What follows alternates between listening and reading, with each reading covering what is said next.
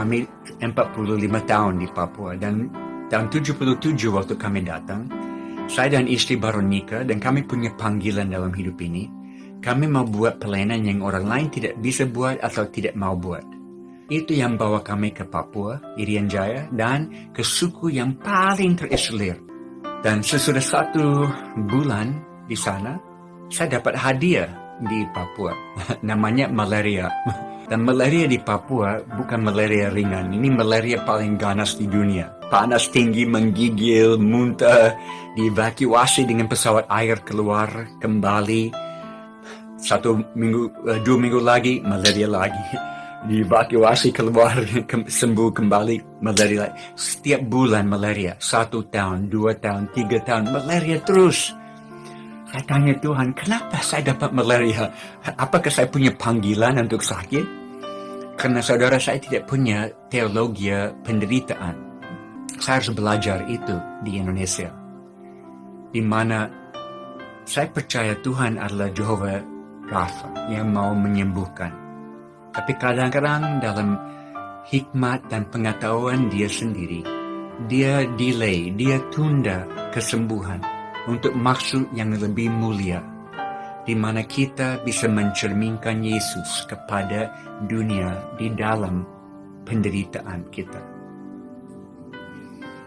Dan saya dapat malaria terus sampai tahun ketiga ada terobosan dan banyak orang bertobat di suku kami, sampai menjadi kegerakan 80% suku ini percaya Yesus. Beberapa tahun kemudian saya di satu rumah tradisional, kami duduk keliling api, bakar sagu, omong-omong.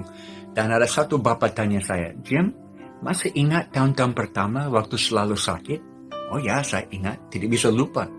Kami lihat Jim jatuh sakit, dibawa keluar, kami pikir dia tidak akan kembali. Tapi kembali lagi. Jatuh sakit lagi, dibawa keluar, kami pikir dia tidak akan kembali. Tapi kembali lagi. Ini mulai bicara kepada hati kami bahwa Jim bawa berita yang begitu penting, kami harus dengar ini. Apakah saudara bisa tangkap ini? Tuhan pakai penderitaan dalam hidup saya sebagai persiapan bagi Injil di dalam hidup mereka. Akibat penggunaan obat malaria yang berkepanjangan, mengakibatkan kebutaan pada mata Jimios. Dan akhirnya saya dipanggil ke kantor dokter dan dia kasih lihat semua hasil penelitian dan dia bilang, matamu sudah rusak permanen. Saya bangkit berdiri mau menuju ke pintu, mau keluar, dia stop saya, dia cegah saya di pintu. Dan dia dengan suara keras paling terakhir. Dan saya tidak bisa jamin kalau saudara kembali ke Papua dan dapat malaria 1 kali lagi, bisa buta total. Saya tahu dari dunia medis tidak ada penjelasan kenapa saya bisa melihat. Tapi Tuhan beri kasih karunia cukup 1 hari demi 1 hari bagi saya. Itu cukup. Dan kalau saya bisa kehilangan mata karena satu suku datang kepada Tuhan, why not? Kenapa tidak? Pada satu saat kami mau buat baptisan air di suku di samping suku yang kami layani di pedalaman. Karena waktu kami lihat kegerakan di suku kami ajar mereka langsung. Injil dibawa kepadamu supaya bisa kamu bawa ke suku yang lain. Jadi mereka jadi missionaries langsung jadi. Dan mereka bawa ke suku-suku yang dulu adalah musuh mereka. Yang membunuh dan memakan orang tua mereka. Semua orang seumur dengan saya dan lebih tua tahu rasa daging manusia. Mereka cannibal pada waktu itu. Tapi mereka balas dengan kasih Tuhan. Luar biasa. Dan kami masuk 1 kali untuk baptisan air pertama di tengah-tengah suku itu. Hari itu kami buat baptisan air, banyak orang dibaptis, ada banyak makan, dan kami nikmati hari itu. Sore, pesawat mau datang jemput. Kami lihat awan-awan hitam yang berkumpul di bagian timur, dan sebentar akan ada hujan. Oke, kami harus naik pesawat cepat.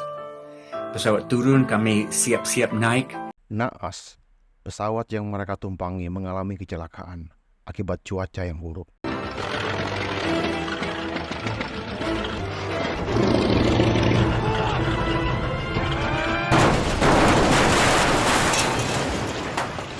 Tapi pesawat jatuh ke bagian kiri.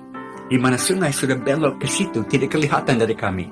Dan pesawat jatuh ke dalam air yang dangkal, satu float patah lepas, satu sayap patah lepas, tapi yang sisanya masuk ke dalam air, terbalik, mulai tenggelam. Di dalam beberapa detik kami ada di bawah air, hanya ekornya ada di atas air. Pilot, dia lihat dari ekor pesawat yang ada di atas air, dia lihat terang matahari yang masuk ke dalam.